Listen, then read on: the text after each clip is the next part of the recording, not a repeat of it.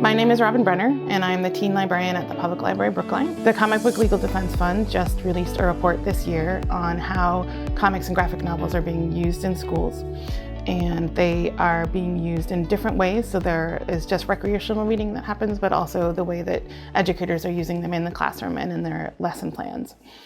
And at this point, they released a top 10 list of the top 10 graphic novels that are being used in schools. And those are a range of titles, but Scholastic has 4 on the list, including Amulet and Smile and Dogman and Bone. So one of the best things about graphic novels is that they can give many young readers their first experience of choosing an entire book that they read for themselves, and that they've chosen a book that appeals to them, that it's their choice. They also can read an entire book that is in their one sitting, and they'll be able to kind of process the whole story and feel like they've finished a story on their own. The combination of text and pictures really help kids understand a story and be able to read at a higher level than they might be able to read prose. The images give them a kind of scaffolding to understand the narrative and to process the way the story works, and that helps them read an entire book. The other aspect of graphic novels that's very satisfying for kids is that they're actually just the size and weight of them make them feel like real books. They feel like they're longer, they feel like they're more substantial than some of the other books they might be reading that are easy readers and therefore feel more flimsy, whereas a graphic novel physically just feels bigger. So that feels more important to them, that they've managed to make that accomplishment. There is actually a higher level of vocabulary used in comics than there is in children's books aimed at the same age range.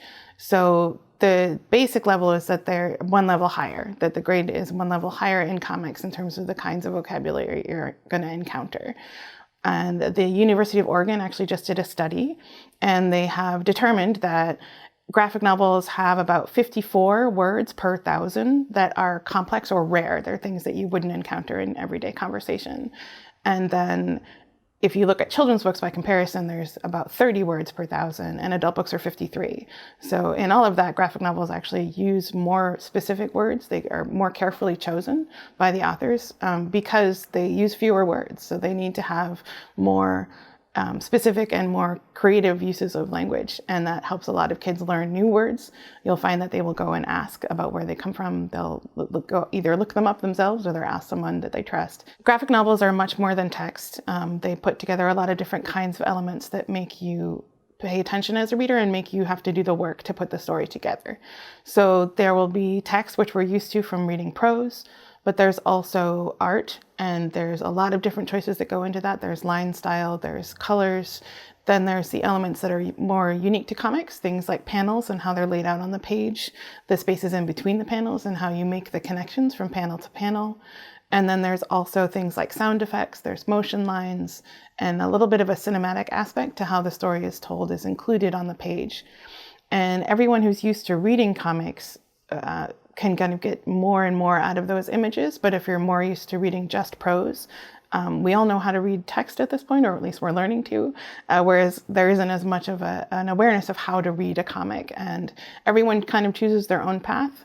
They can read the words first and then look at the pictures. They can look at the pictures and then look at the words, but you have to look at them in combination. So one other aspect of comics that's really powerful, especially for readers and young readers in particular, is that representation is immediate. It's on the page.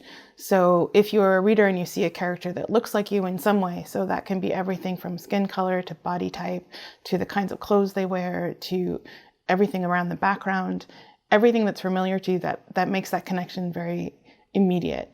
And so for a lot of readers, that kind of idea of seeing someone that looks like you, seeing someone that looks like your friends, like your family, is very important in getting to know stories. But comics in particular, there is no kind of guesswork about what someone looks like, or what their skin may look like, or what their hair may look like.